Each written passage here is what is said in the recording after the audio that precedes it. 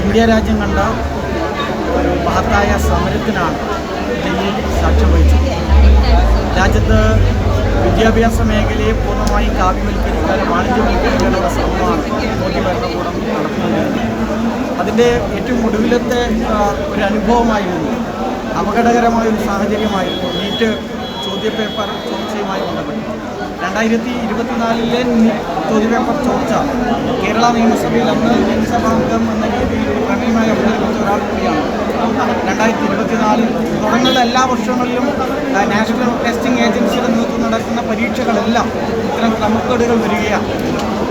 വിദ്യാർത്ഥികളുടെ ഭാവി വലിയ രീതിയിൽ ആശങ്കപ്പെടുന്ന നിലയുണ്ടായി. നമുക്കറിയാം, രാജ്യത്ത് 23-ലധികം വിദ്യാർത്ഥികൾ സൂസൈഡ് ഈ ഒരു ഘട്ടത്തിൽ മാത്രം ഈ രാജ്യം ഏറ്റെടുക്കേണ്ട ഏറ്റവും ശക്തമായ പ്രക്ഷോഭമാണ്. ഇതിന് നേതൃത്വം കൊടുക്കുന്നത്, ഇതിൻ്റെ പൂർണ്ണമായ ഉത്തരവാദിത്തം ഏറ്റെടുക്കേണ്ടത് രാജ്യത്തിൻ്റെ ഭരണകൂടം തന്നെയാണ്, മോദി ഗവൺമെൻറ് തന്നെയാണ്. അപ്പോൾ അതിൽ ഏറ്റവും പ്രധാനപ്പെട്ട ഉത്തരവാദിത്തമാണ് വിദ്യാഭ്യാസ മന്ത്രി എന്ന എഡ്യൂക്കേഷൻ മിനിസ്റ്റർ എന്ന രീതിയിൽ ധർമ്മേന്ദ്ര പ്രധാൻ ഉള്ളത്. അപ്പോൾ ആ ഏറ്റവും ശക്തമായ മുദ്രാവാക്യം ഉയർത്തിപ്പിടിച്ചുകൊണ്ടാണ് ഈ രാജ്യ തലസ്ഥാനത്ത് സമരം നടന്നത്. CJPയും അതോടൊപ്പം തന്നെ ലെഫ്റ്റ് മൂവ്മെൻറ്റ് ആദ്യം മുതൽ SFIയും GYFIയും ഒക്കെ ഈ സമരത്തിൻ്റെ ഭാഗമാണ്. ഈ സമരത്തിന് എല്ലാ ഘട്ടങ്ങളിലും നേതൃത്വം കൊടുത്തു. ഈ സമരത്തെ അടിച്ചമർത്താൻ ഡൽഹി പോലീസ്, മോദി ഗവൺമെൻറ് എല്ലാ തലത്തിലുള്ള ശ്രമങ്ങളും നടത്തി. വളരെ മൃഗീയമായ വിധത്തിൽ ഇവിടെ ഗ്രനേഡ് ഉപയോഗിച്ചു, ആണിവെച്ചുകൊണ്ടുള്ള പലക കൊണ്ട് വിദ്യാർത്ഥിനികൾ ഉൾപ്പെടെ, പെൺകുട്ടികൾ ഉൾപ്പെടെ, ഗേൾ സ്റ്റുഡൻസ് ഉൾപ്പെടെ മൃഗീയമായി മർദ്ദിച്ചു. അവരെ വളരെ മോശമായി ദില്ലി പോലീസ് നമ്മുടെ പെൺകുട്ടികളെ, ഗേൾസിനെ ഈ സമരത്തിൻ്റെ ഭാഗമായി കൈകാര്യം ചെയ്തു. നിരവധി പേരെ കള്ളക്കേസിലടച്ചു, നിരവധി പേർ ഹോസ്പിറ്റലിലായി. പക്ഷേ ഇതിനെല്ലാം മറികടന്നുകൊണ്ടാണ് ഈ ഐതിഹാസികമായ പോരാട്ടത്തിന് ഈ രാജ്യ തലസ്ഥാനം സാക്ഷ്യം വഹിച്ചത്. ഒരുപക്ഷേ മോദി ഗവൺമെൻറ്റിൻ്റെ ഈ 12 വർഷക്കാലത്തെ ഭരണത്തിൽ അവർക്ക് ഏറ്റുവാങ്ങേണ്ടി വന്ന ഏറ്റവും വലിയ സമരമാണ്, സ്ട്രഗിളാണ് ഡൽഹിയിൽ നടന്നത്. പക്ഷേ ഞാൻ DYFIയുടെ ഒരു പ്രവർത്തകൻ കൂടിയാണ്. നേരത്തെ SFIയുടെ പ്രവർത്തനമായിരുന്നു, കേരള സ്റ്റേറ്റ് സെക്രട്ടറി ആയിരുന്നു നേരത്തെ SFIയുടെ. ഇപ്പോൾ DYFIയുടെ സെൻട്രൽ കമ്മിറ്റി മെമ്പറാണ്. അപ്പോൾ ഞങ്ങളൊക്കെ ഈ സമരത്തിൻ്റെ ഭാഗമാകാൻ പല രൂപത്തിൽ സാധിച്ചു എന്നത് അഭിമാനകരമായൊരു ഭാഗമാണ്. രാജ്യത്തിൻ്റെ ചരിത്രത്തിൽ, ഹിസ്റ്ററിയിൽ അടയാളപ്പെടുത്തത്തക്ക വിധത്തിലുള്ള ഒരു സമരമായി ഇത് മാറി. ഇത് ഒരു സ്റ്റാർട്ടിങ് മാത്രമാണ്. ഈ സമരം അത് അവസാനിക്കുകയല്ല. നമ്മൾ ഈ സമരവുമായി, സ്ട്രഗിളുമായി ഞങ്ങൾ മുന്നോട്ട് പോവുകയാണ്. ഞങ്ങൾ ശക്തമായ പക്ഷവുമായി മുന്നോട്ട് പോവുകയാണ്. ഒരു ധർമ്മേന്ദ്ര പ്രധാനിൽ മാത്രം അവസാനിക്കുന്ന ഒന്നല്ല ഈ സമരം. മോദി ഗവൺമെൻറ്റിനെതിരായിട്ടുള്ള ഏറ്റവും ശക്തമായ പ്രക്ഷോഭത്തിൻ്റെ ഒരു സ്റ്റാർട്ടിംഗ് പോയിൻ്റ് കൂടിയാണ് ഈ സമരം. അതിൻ്റെ ആദ്യഘട്ടത്തിൽ തന്നെ ഫസ്റ്റ് വിക്കറ്റ് നമുക്ക് കിട്ടി. ഇനി ഒരുപാട് വിക്കറ്റ് എടുക്കേണ്ടതുണ്ട്. ഈ കേന്ദ്ര ഗവൺമെൻറ്റിൻ്റെ കീഴിൽ ഒരുപാട് വിക്കറ്റുകൾ നമുക്ക് എടുക്കേണ്ടതുണ്ട്.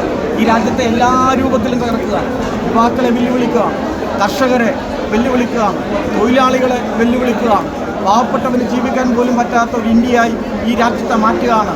ഇവിടെ വർഗീയത വലിയ രീതിയിൽ കൊണ്ടുവരികയാണ്. നമ്മളെല്ലാം സ്കൂളിൽ പഠിക്കുമ്പോൾ ചൊല്ലിയ ഒരു സ്ലോഗനുണ്ട്, all Indians are my sisters and brothers. ഇതാണ് നമ്മളെല്ലാം പഠിച്ച സ്ലോഗൻ. എന്നാൽ ഇവിടെ ജാതിയുടെ, മതത്തിൻ്റെ വിഭാഗീയതയുണ്ടാക്കി RSS നയിക്കപ്പെടുന്ന BJP ഗവൺമെൻറ്, മോദി ഗവൺമെൻറ് ഈ രാജ്യത്ത് തകർക്കുകയാണ്.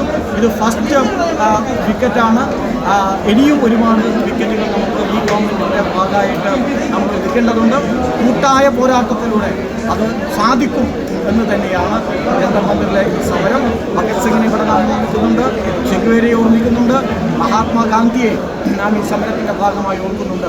അവരെല്ലാം കാണിച്ചു തന്ന സമരത്തിൻ്റെ വിവിധ മാർഗങ്ങളിലൂടെ ഈ ജന്തർ-മന്ദിറിൽ നടന്ന സമരം മാറി. It's A historical movement. നമ്മുടെ രാജ്യത്തെ സംബന്ധിച്ചിടത്തോളം ജൻസി പ്രക്ഷോഭം ഏത് വിധത്തിലും ഞങ്ങളതിനെ വ്യാഖ്യാനിച്ചോളും. ഞങ്ങളുടെ ഏറ്റവും ശക്തമായ പ്രതിഷേധത്തിൻ്റെ പ്രക്ഷോഭത്തിൻ്റെ ആദ്യ ലക്ഷ്യങ്ങൾ കൂടിയാണ് ഈ സമരം. സ്റ്റാർട്ടിംഗ് ആണ്. ഞങ്ങൾ മുന്നോട്ട് പോകുന്നത്. പുതിയ ശിക്ഷൺ മന്ത്രി പ്രഹ്ലാദ് ജോഷിയുടെ എന്താ അഭിപ്രായം? ഇവിടെ നാം കാണേണ്ടത്, മന്ത്രിമാരാര് വന്നാലും നയത്തിൽ മാറ്റം ഉണ്ടാകുന്നു. മോദി ഭരണകൂടത്തിൻ്റെ നയത്തിൽ മാറ്റം ഉണ്ടാകുന്നു. അവരാ നയം തന്നെയാണ് കൊണ്ടുപോകുന്നത്. ആ നയമാണ്, ആ നയത്തെയും ആ ഗവൺമെൻറ്റിനെയുമാണ് നമുക്ക് തുറച്ചു തരേണ്ടത്. അപ്പോൾ അതിനു വേണ്ടിയിട്ടുള്ള പോരാട്ടമാണ് നമുക്ക് അത് മന്ത്രി എക്സ് ഓർ വൈ എന്നുള്ളതല്ല, ഈ ഗവൺമെൻറ്റിൻ്റെ നയമാണ്. ആ നയത്തെയാണ് നാം ചോദ്യം ചെയ്യുന്നത്, അതിനെയാണ് തിരുത്തേണ്ടത്. അപകടകരമായ സംഘപരിവാര രാഷ്ട്രീയമാണ് ഈ ഗവൺമെൻറ് കൈകാര്യം ചെയ്യുന്നത്. അതിനെതിരായിട്ടുള്ള പോരാട്ടമാണ് നാം ശക്തിപ്പെടുത്തുന്നത്. നിങ്ങളുടെ പേര് പിന്നെ constituency? My name is M Vijayan. I am from Kerala, Kannur Kalliasseri constituency MLA, also DYFI central committee member. ನಮ್ಮ ಕಾರ್ಯಕ್ರಮಗಳನ್ನು ನೀವು ನೋಡ್ತಾ ಇದ್ರೆ ನಮ್ಮ ಚಾನೆಲ್ ಅನ್ನ ಸಬ್ಸ್ಕ್ರೈಬ್ ಮಾಡಿ, ಪಕ್ಕದ ಬೆಲ್ ಐಕಾನ್ ಒತ್ತಿ ನಮ್ಮನ್ನ ಬೆಂಬಲಿಸಿ. ಹಾಗೆ ನಮ್ಮ ಕಾರ್ಯಕ್ರಮಗಳನ್ನ ಲೈಕ್ ಮಾಡಿ, ಕಮೆಂಟ್ ಮಾಡಿ, ಅದನ್ನ ಬೇರೆಯವರಿಗೂ ವಾಟ್ಸ್ಆಪ್ ಮೂಲಕ ಶೇರ್ ಮಾಡಿ. ನೀವು ಹೀಗೆ ಮಾಡಿದಾಗ ನಮ್ಮ ಚಾನೆಲ್ ಮತ್ತಷ್ಟು ಜನರಿಗೆ ತಲುಪಲು ನೀವು ನಮ್ಮೊಂದಿಗೆ ಸಹಕರಿಸಿದ ಹಾಗಾಗುತ್ತೆ. ಇದು ನೀವು ಯಾವುದೇ ಖರ್ಚಿಲ್ಲದೆ ಕೆಲವೇ ಸೆಕೆಂಡುಗಳಲ್ಲಿ ನೀಡಬಹುದಾದ ಸಹಕಾರ. ಧನ್ಯವಾದಗಳು.